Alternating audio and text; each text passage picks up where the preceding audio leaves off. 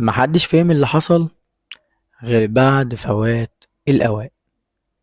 الليل كان هادي بشكل يخوف، وفي شاطئ رشيد مركب واحد خرج شايل ناس كتير، وكل واحد فيهم فاكر إنه رايح على بداية جديدة.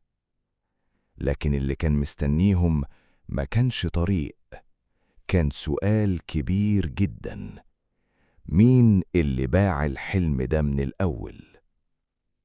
القصة بدأت بشكل عادي جدا، ناس بسيطة من بيوت مختلفة، كل واحد عنده حكاية صعبة. واحد عايز يفتح باب رزق، واحد عايز يهرب من ضيق العيش، وواحد كان شايف إن السفر هو آخر أمل. اللي جمعهم كلهم وعد واحد، وعد شكله كبير: شغل بره، حياة أحسن، وبكرة مختلف.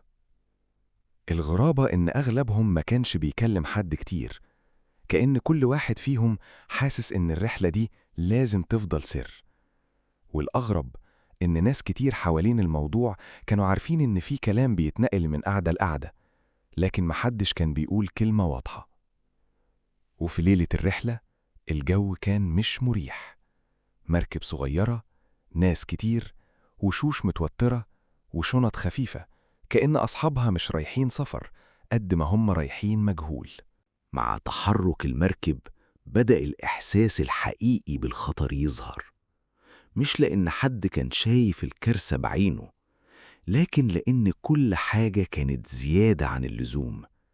الناس اللي على المركب أكتر من الطبيعي، القلق أكتر من الطبيعي، السكوت أكتر من الطبيعي.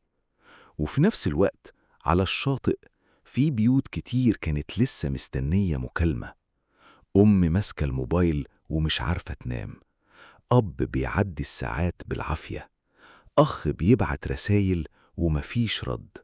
أول ما بدأت الأخبار تتسرب، محدش فهم الحقيقة من أول مرة. في ناس قالت إن الرحلة اتأخرت، وفي ناس قالت إن في لخبطة، وفي ناس كانت بتحاول تطمن نفسها بأي تفسير. لكن مع كل ساعة كانت تعدي، الخوف كان بيكبر، والصمت كان بيبقى أتقل. وبدأ يظهر سؤال مهم: إزاي ناس كتير بالشكل ده اتجمعت في رحلة واحدة من غير ما حد يلاحظ؟ هنا بدأت ملامح القضية الحقيقية تظهر.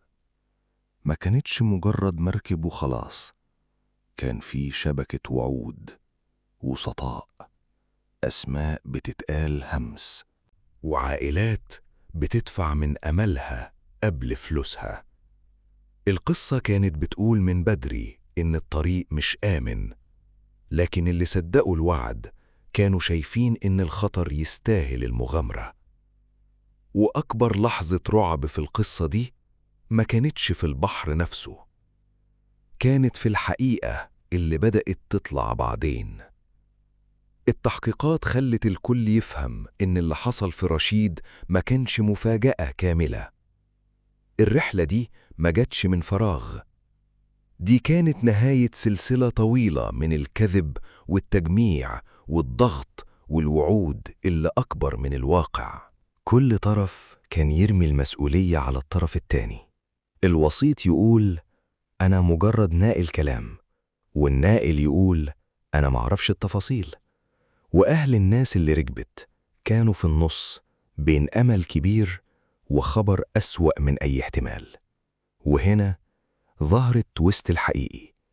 القصة ما بدأتش لما المركب اتحرك، القصة بدأت قبلها بوقت طويل، لما الفكرة نفسها اتباعت كأنها نجاة.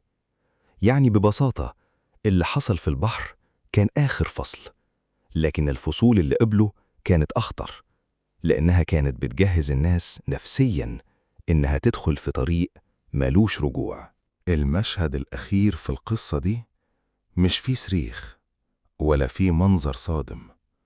المشهد الأخير مجرد بيت صغير، وأم قاعدة قدام الباب مستنية خبر، وصوت الموبايل كل ما يرن قلبها يقع.